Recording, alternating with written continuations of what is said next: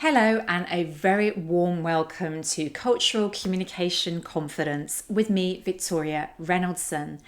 And welcome to this latest episode where we're talking about how to have a good conversation at work.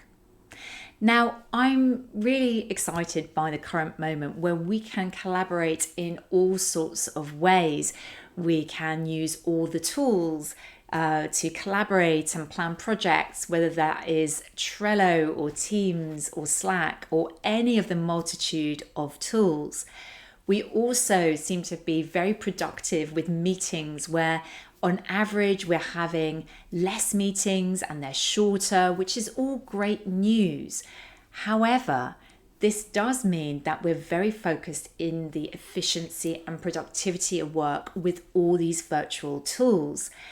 And the question really is, when was the last time that you had a good conversation with somebody at work? I'm not talking about the structured conversations or the networking conversations, but just a really good social chat.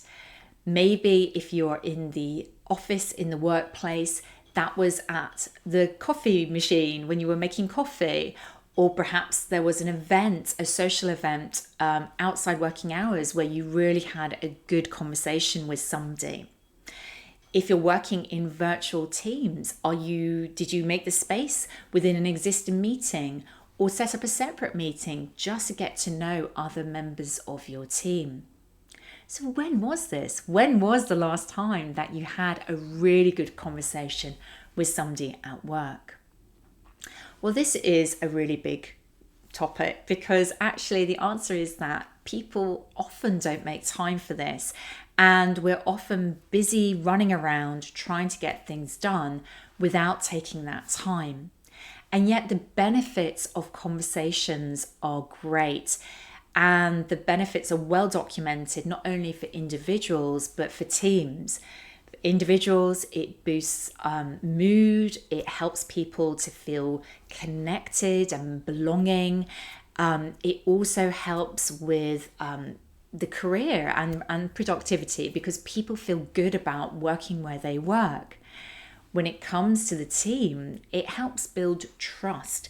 It helps build connections with people that we work with and therefore establishes a psychologically safe space for everyone. So these benefits are great.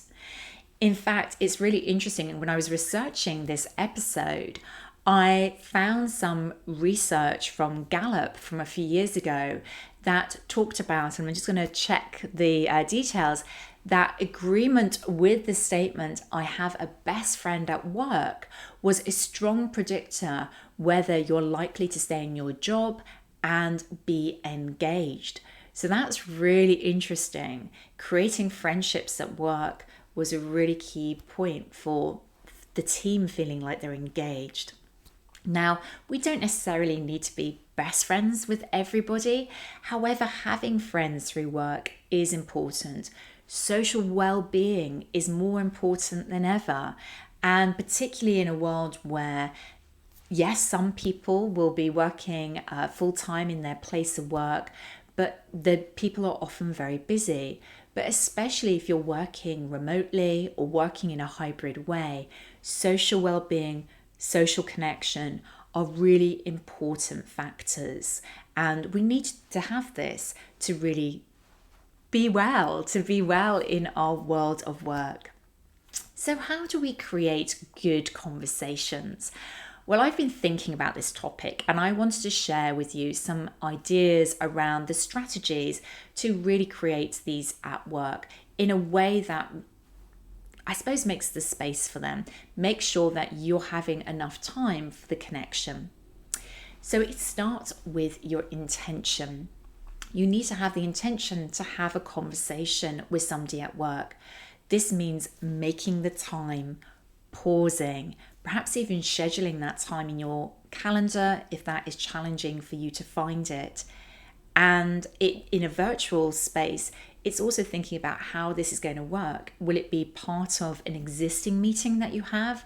Or is it best to set up some separate time to really have the intention to have a good conversation?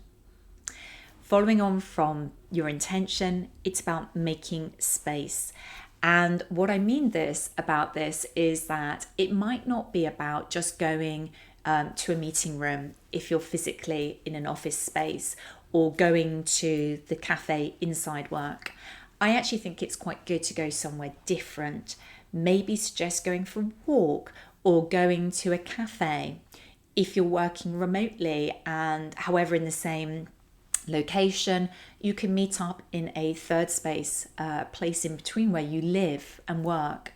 And if you're working virtually fully and you're working in different countries, then maybe you can think about how you actually make time for this conversation at a time that's different. So you might find a space and a different way. So if you normally communicate on Teams or Zoom, for example, you might want to then have a phone call or do it via a different platform, just to give you that sense of a different space for this conversation.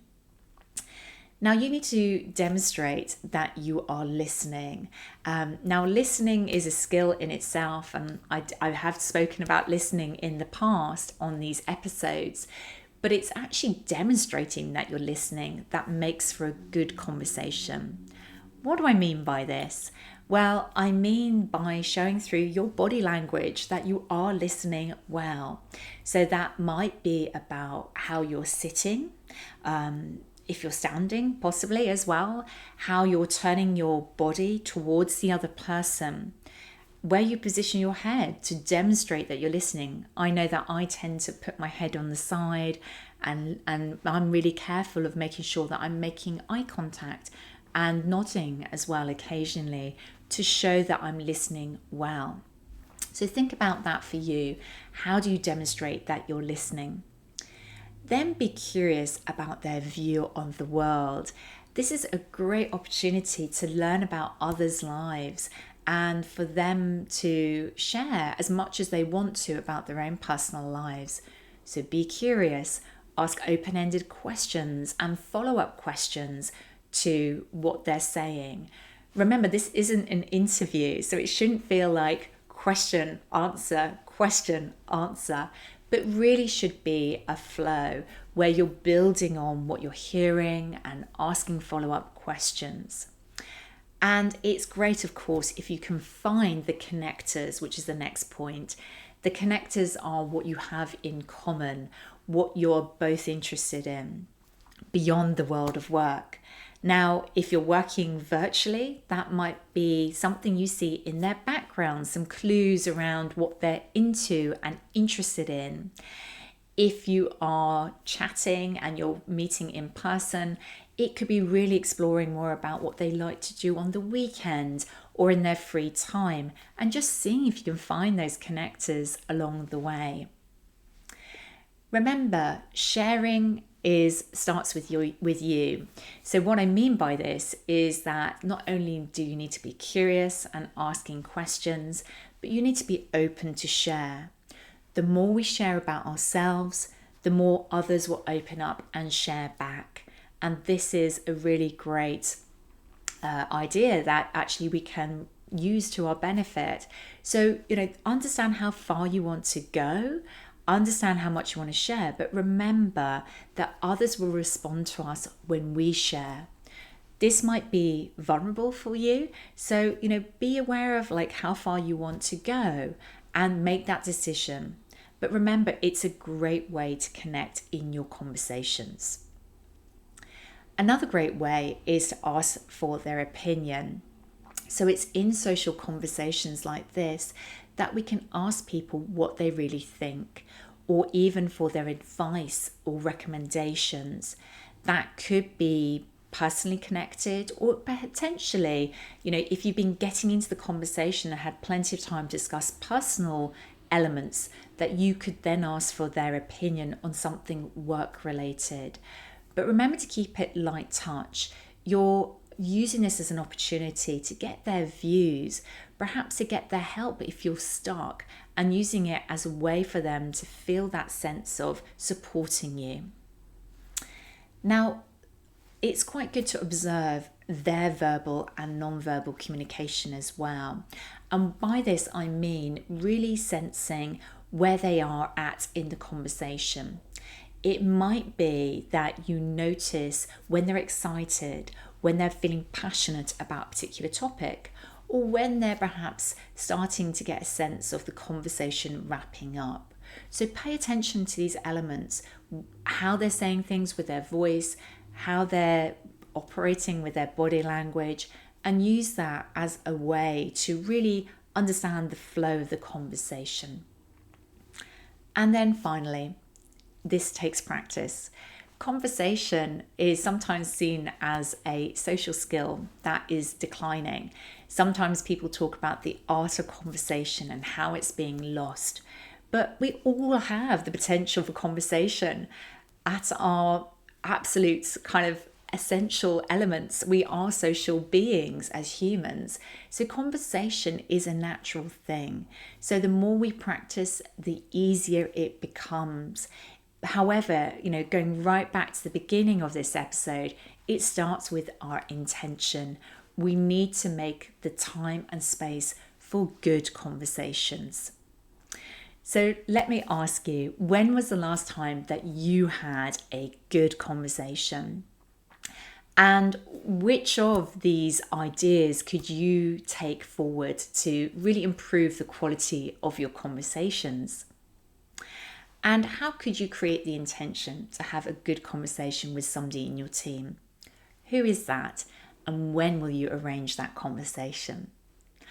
I would love to know. I always love to hear your feedback. So feel free to reach out to me on LinkedIn and let me know. And, with this particular podcast episode, if this episode has been useful to you and you think you know somebody else who would love to hear it, then please feel free to share it. It'd be great that they could benefit from it as well. And if you think that also this has been helpful to you, it would be absolutely amazing if you could leave me a review on your platform of choice, as this would really help me to get this podcast out there as widely as possible. I want to share as much value as possible as part of my mission to connect the world, to connect people through the power of communication and cultural intelligence. This is what really matters to me and gets me really excited. And creating these podcast episodes on all these different topics to do with communication and cultural intelligence is a key part of this mission of adding value.